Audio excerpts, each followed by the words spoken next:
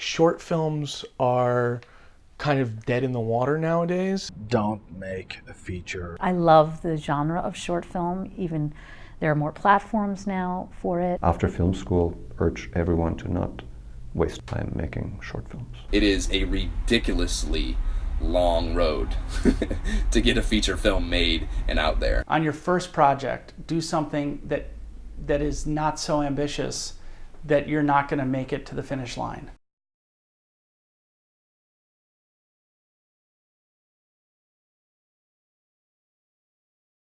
My personal feeling is like short films are kind of dead in the water nowadays. Feature films nowadays, your low budget features, because you could do them on such low budgets and cameras are so accessible nowadays.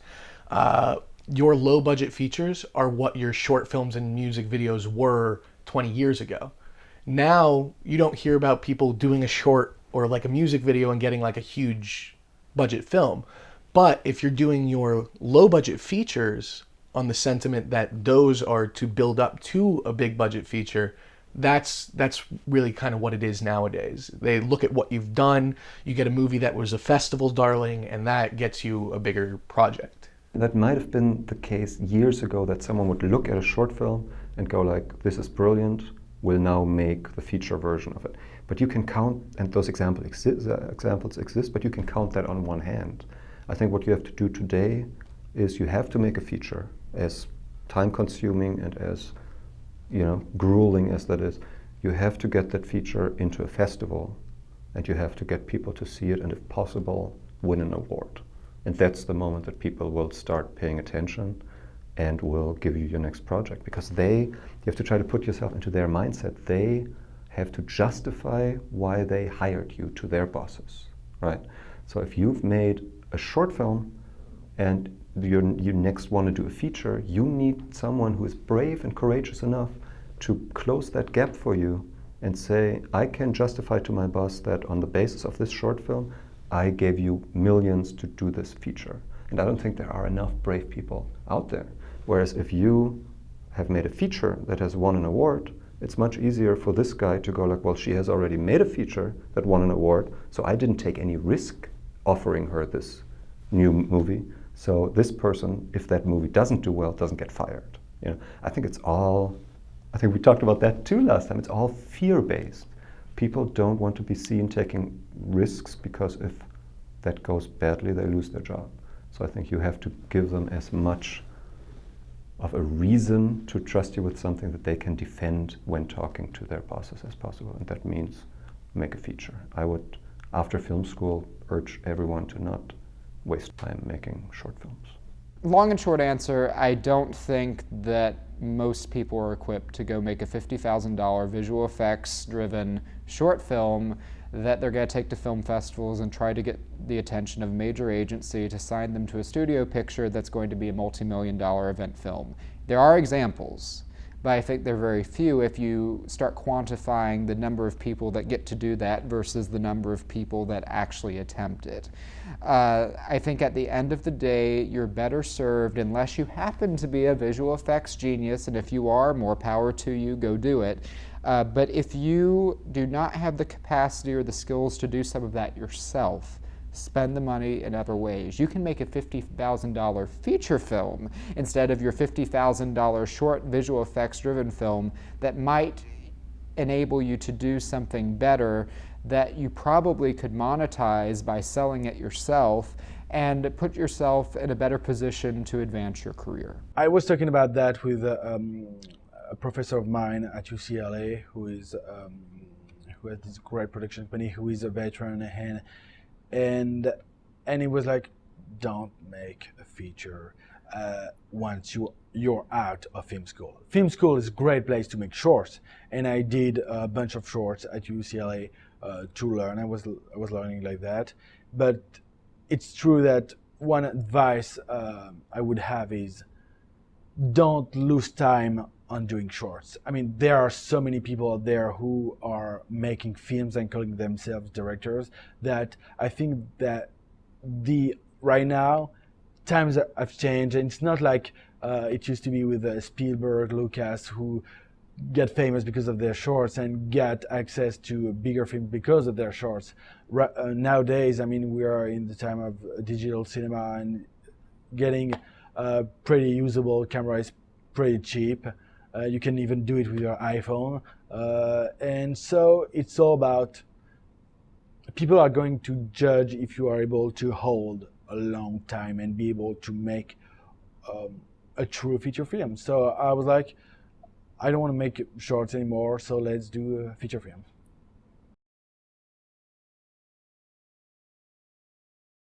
I think it's a good idea when it's time for investor.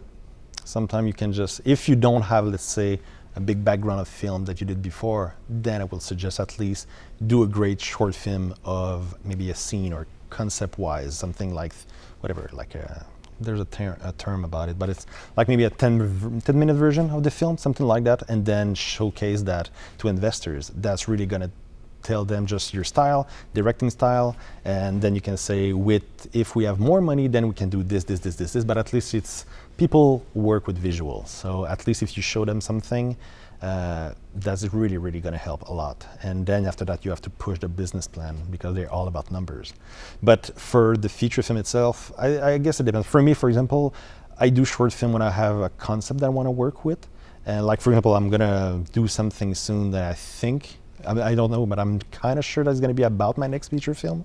So again, sometimes it's just always happy accidents, sometimes to try new technique and stuff like that. But I will recommend that if you're trying to get investors and you don't have a lot of work, then yeah, to do a short film version at least to help them visualize what you're trying to do. Because it's easy to just like, it's going to be amazing, it's going to be great. So at least just show that you can do something instead of just talking. Well, the first few short projects that I did, I was very fortunate to have a couple of great publications around the world write about them. I was able to get in some wonderful places and have people watch them. And because those two things happened, there was some respect for the work that I was doing, and it attracted some attention from various producers, and I started getting some phone calls about projects. And when that started happening, I knew that I had some options on the table, which allowed me to be a little selective about the things that I choose, because like I was saying earlier, I see my career as a ladder or a staircase that you're kind of building up with each project, and you're kind of figuring out what direction you want to take, and the choices you make directly impact which staircase you ascend. I think without directing the shorts that I did, those got some international attention from various publications. I remember one day I woke up and Followed was featured in Spain's biggest horror magazine. It's a horror blog for Fotogramas, which is their main film publication. And I thought that was wild because I didn't send it to them, they just found it. And when things like that happen, you start realizing that people are watching your work and paying attention to what you're doing. And without those experiences, I wouldn't have had the opportunity to direct Desires of the Heart because I wouldn't have had the experience or the attention. I love interspersing them. I mean, I'm working on a short now that is related to the same issue, or a number of shorts.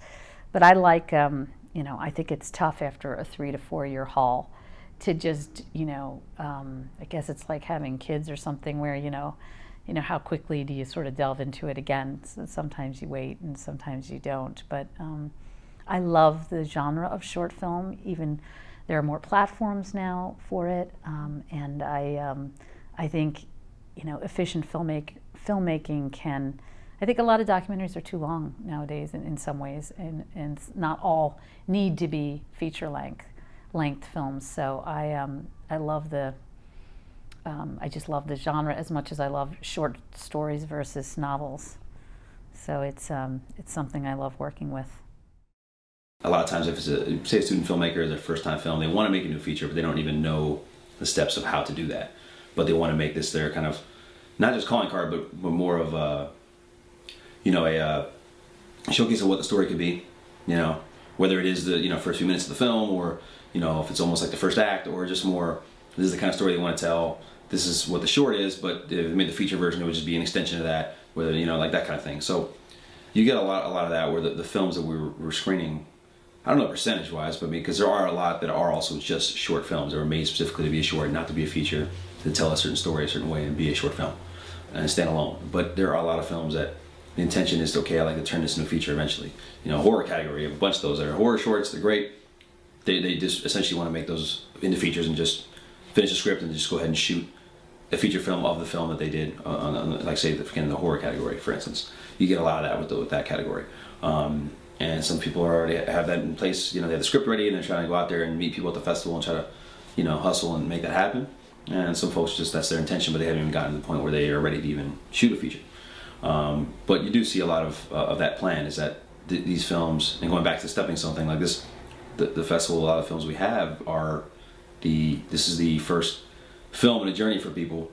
They're going on to try to make feature films and work in this business and make more movies. This is not the end all be all. This is the beginning.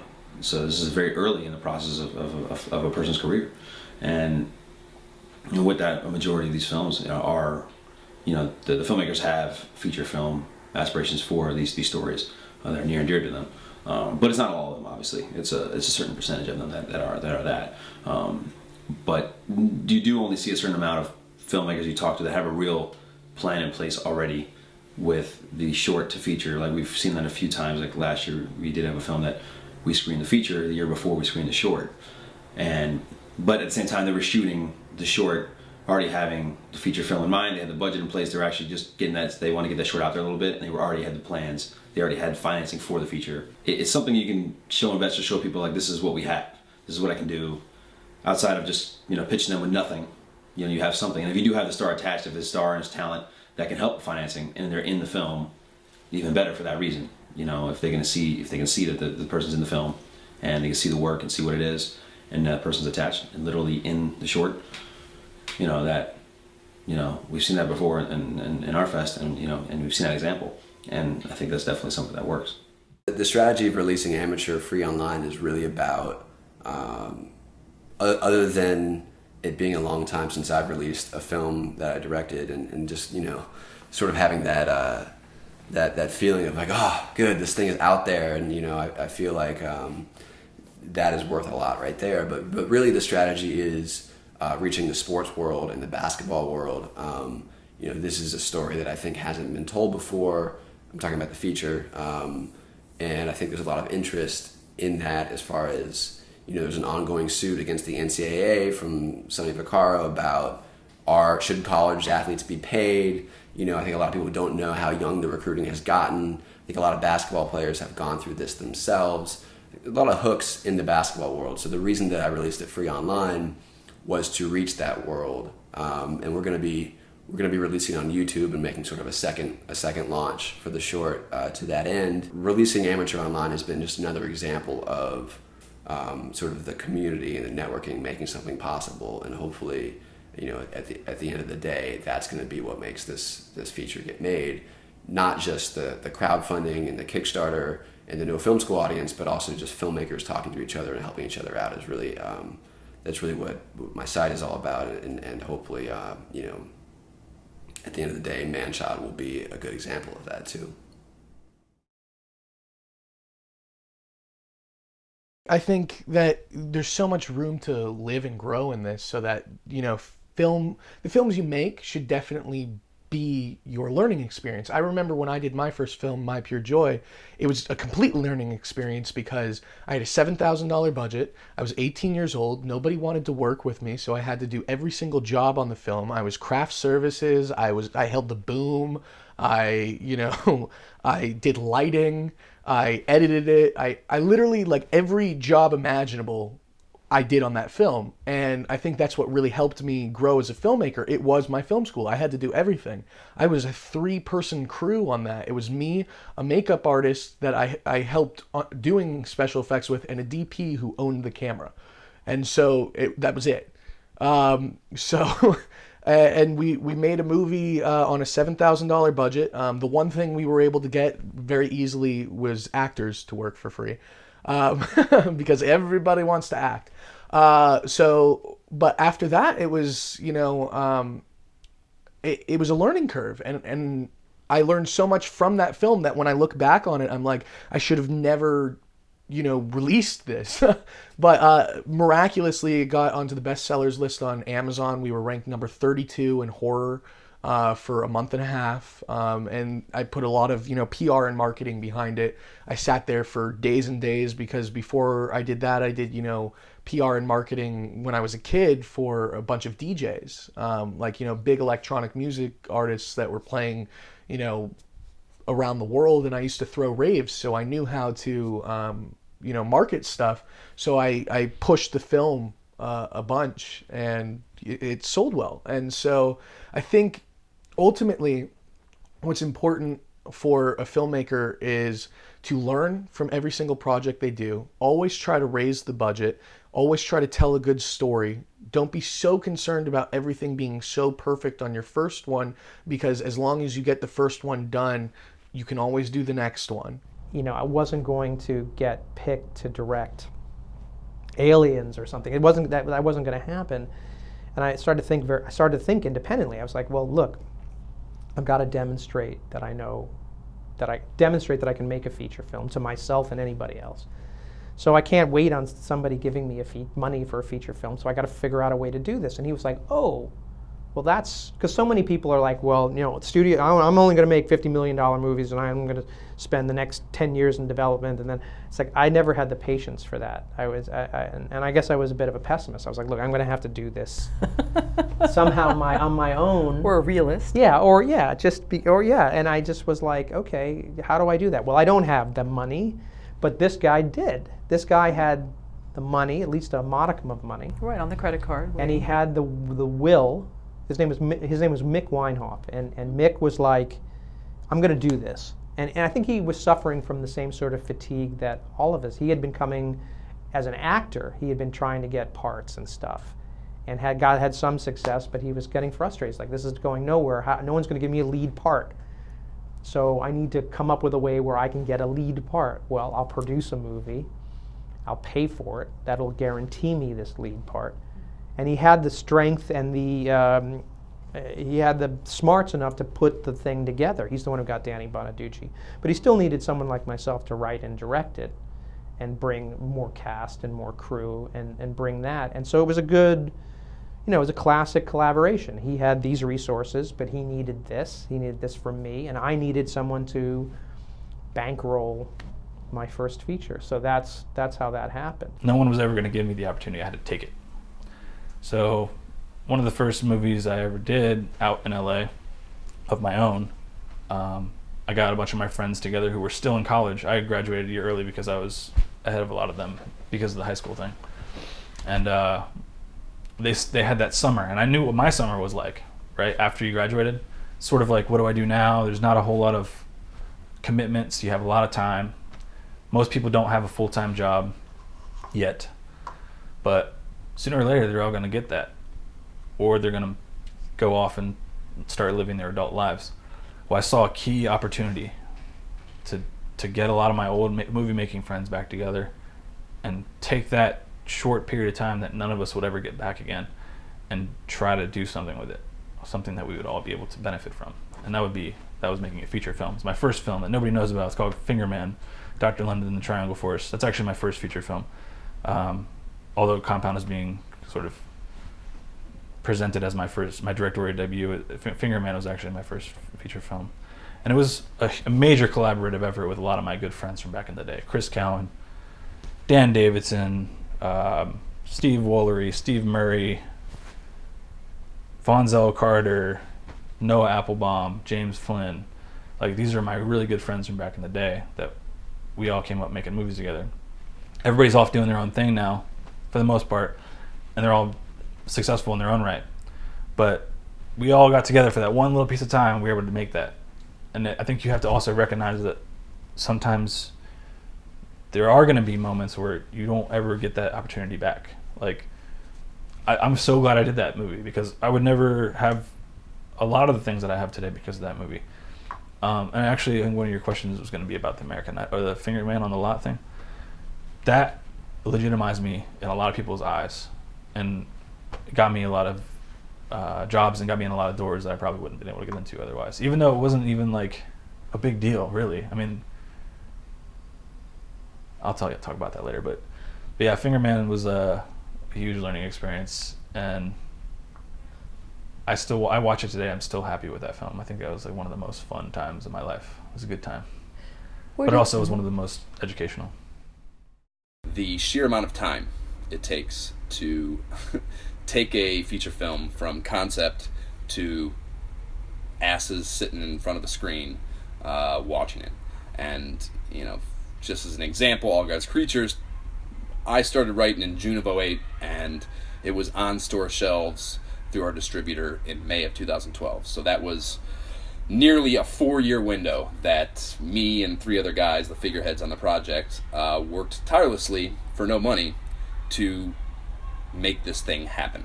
And, you know, had I had known that going into it, how much time and effort that would take, I might not have done it. I hope that's not the case. I hope I still would have done it, but I guess it's important to know that going into it, that it is a ridiculously long road to get a feature film made and out there. And to do so, you really need to love the story that you're trying to tell. And you know, that is probably, of all these things, the most important component to have in place before you walk into the process, is to really give a shit about telling the story, because there's no telling the number of obstacles you're going to have to overcome to make that happen. So don't make some shitty film that you wouldn't want to sit in a theater and watch. Make sure it's something you care about, because that is going to be what carries you through those really, really shitty nights where the sky is falling. Now go make your fucking thing. As far as the learning from your short films, I think short films are a great place to learn and grow when you're doing short form and harnessing your abilities, but they're not going to get you that big budget feature. They're not going to get you, you know, a feature. What you need to do is maybe hone your craft in the short films however you want, and just play. I was making short films since I was, 6 years old, and I did tons of short films. I used to turn in short films. My teachers hated me in middle school and high school. Instead of doing book reports, I would turn in a short film on why I didn't want to do the book report. So, always make short films and learn and grow from that, but really harness your abilities from your features and use those features as stepping stones for the next feature. And as long as you're going up in some way, be it budget or cast or just making a better movie on each go round, you're doing great. Because at the end of the day, if you're not learning and you're not improving, then it's time to quit. Because if you haven't learned something from what you do each time, then you have nothing left to learn, and everybody has something left to learn. So if you think you don't, stop doing it. Everyone's always waiting for someone to allow them to believe in an idea and to give them a green light and go. But no one will, So if you don't just go, and I think that's what I meant by always be shooting, don't wait for someone else to give you the green light or the money or the support, because 99% won't be there. And the people that are not shooting are the people that have been developing the same script for 10 years, and they're waiting for financing for someone to give them $20 million. It's not going to happen. I think the people that are shooting are the people that grabbed a video camera and said, I'm going to do this quirky little thing now and see how it turns out. And then they show it to someone who sees something in it, and then you go from there. But you need to be doing it rather than waiting and hoping that someone will allow you to do it, I think. And we have all the tools today, right? There's no excuse anymore to wait, because we just don't need the same resources that we needed 20 years ago or something. Everyone can shoot a movie on their iPhone, like Tangerine, or movies like that. There isn't such a thing as a maximum you should spend on a short film, but I think there is a maximum you should spend as to what you can afford and as to what your story needs to serve it well. I think that when you're making a short, or even a micro-budget feature for that matter, whatever it is, You always need to treat your budget as what is the lowest amount I can make this film for that will best serve the story and not thwart my attempt to make it the best I can. And that doesn't matter what you're trying to make, but whatever it is, make sure you can afford it. Because say, for example, you do spend $10,000 on that short film. You've made the short film, but that's not the end of your expenses, is it? Now you have film festival submissions. Say you get into some festivals, you probably want to go to those festivals to network, to meet other producers, to meet other filmmakers, to do some press for it, to do the things that are going to give your movie attention. How much money did you budget for that? Did you not budget money for it? Now you have another couple thousand that you've added to your total budget. Those are things that you have to ask yourself at the onset. And if you only have $10,000 to make the film, that isn't just production, that's all of those other fees that come with it. So you really have to think, what is the lowest amount I can tell this story effectively at so I can enable myself to get to my next goal? And those are all factors that any filmmaker that takes their career seriously should consider. Now, if you're just doing this amateur, if you just want to make films because you like doing it as a hobby, you don't need to worry with all that. But if you want to be a professional filmmaker, if you want to be a professional writer, director, actor, those are factors you absolutely have to account for. Having no parameters, I think, is harder than having some, or limitations. Let's look at them as limitations. If somebody says, you can make anything you want, I don't care what the subject matter is, and the sky's the limit for the budget, I think you're going to have a harder time. I mean, unless, yes, we're all nursing these epics that we want to make, but if someone says you can have anything you want, or it's like one of those questions like, you just won the lottery, you just won $100 million, what are you going to buy? It's almost like but if somebody says, no, you have to do this within this particular box, I think those walls, which can be walls or limitations, sometimes are good things because you now have an arena within which to work, and it's not just the entire universe, it's this. So shooting on video, having somebody get killed every 5 pages or whatever those things were, nudity, all those, and all those things were like, okay, well now those are the elements that I have to deal with, and it made it a little bit easier for me to come up with the story. Whenever I'm sitting at someone who's sort of standing between where they are now and their first film or their first passion project, I don't want to limit it just to films, because for a lot of people maybe it's writing their first screenplay, maybe it's producing their first television pilot, or any number of sort of ambitious projects, not just feature-length films. There's that expression, go big or go home. I think you should go small or go home. On your first project, do something that is not so ambitious that you're not going to make it to the finish line. Because the only thing worse than a film that's not, that's maybe not as successful as the filmmaker had hoped, is a film that doesn't get finished. I mean, that's just, the thought of that rips my heart out. You get a film that's halfway done and then you walk away from it. Or a screenplay that's 2/3 of the way done and they didn't quite finish for whatever reason. I mean, if you're gonna really take that leap, do something that you have the ability to finish. You need to have a great story that you love, that you're in love with. You need to have the technical chops to see it through to the end. You need partners. If you don't have all the funding or all the pieces that are important, make sure you have them.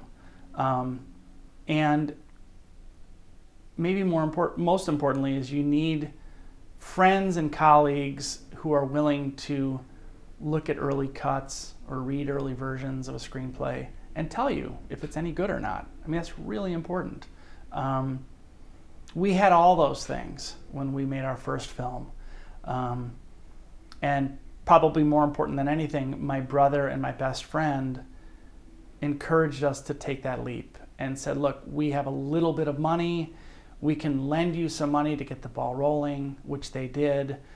And that was tremendously helpful. We paid him back. I wrote my brother a check for $100,000 after we sold Wordplay, which really felt great. Cool. And I think the last thing, I mean, the one other thing I would encourage people to do is to really constrain themselves.